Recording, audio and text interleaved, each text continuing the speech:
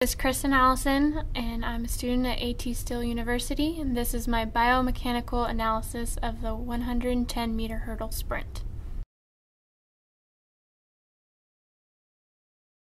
Biomechanical principles that affect the athlete's performance in the hurdle sprint are kinetic energy, torque, and angular kinetics. Kinetic energy, in the form of the work-energy relationship, allows the athlete to alter their energy production in relation to their work output to increase their overall performance. Torque, and the moment of force, is produced by muscles and tendons within the body that ultimately create the locomotion required for the athlete to produce a sprinting motion.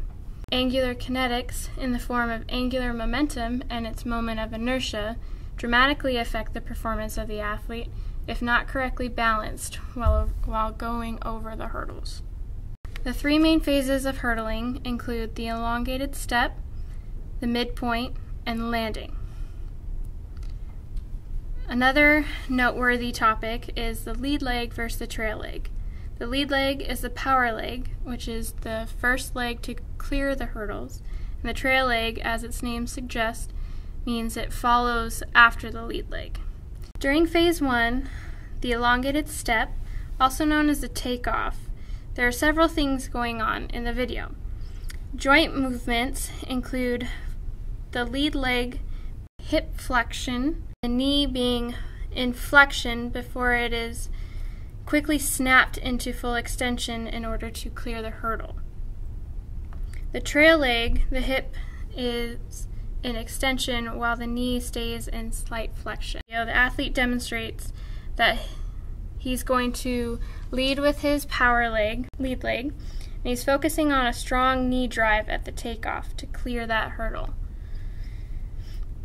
The knee of his power leg should snap into extension while reaching the plane of the hurdle to bring the trail leg over faster. If the athlete is too close to the hurdle, their center of mass will be increased and results in the athlete jumping too high vertically over the hurdle.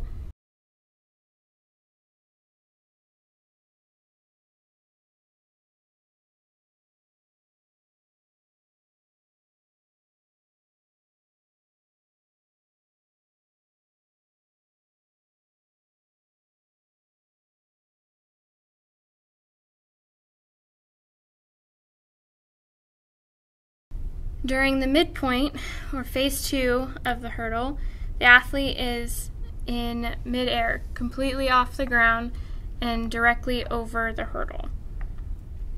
His lead leg, he's going to have hip flexion and knee extension, while his trail leg is in hip flexion and abduction, while his knee is in flexion. The athlete wants to approach the midpoint with what is known as a high attack, meaning his knee is at a higher angle in relation to his ankle.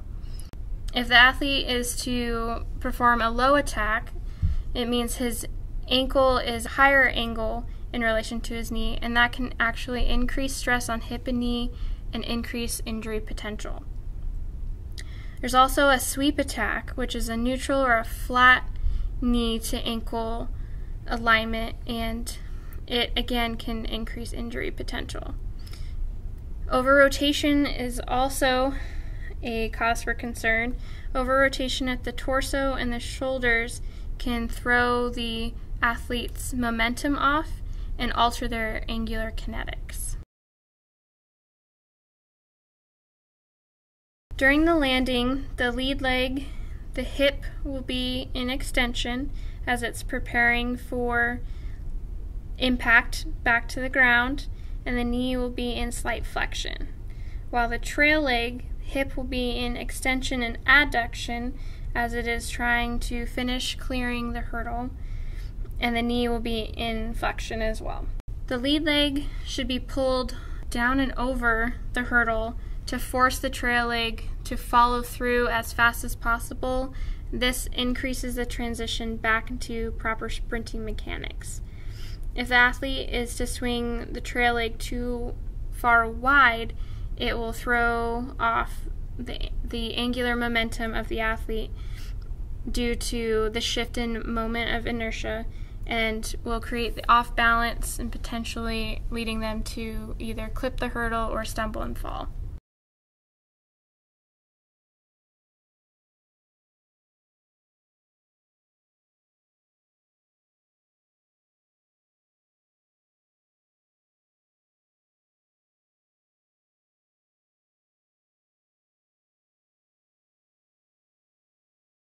He's dominated the world of high hurdling all season. Let's watch Robles was going well at this stage, he really was. Richardson stumbling a little bit off that hurdle, but this is where Robles pulls up and he's got the hamstring there. Now on the near side, Parchment's going well, and Lawrence Clark, the European, gets into fourth place. A brilliant run by him.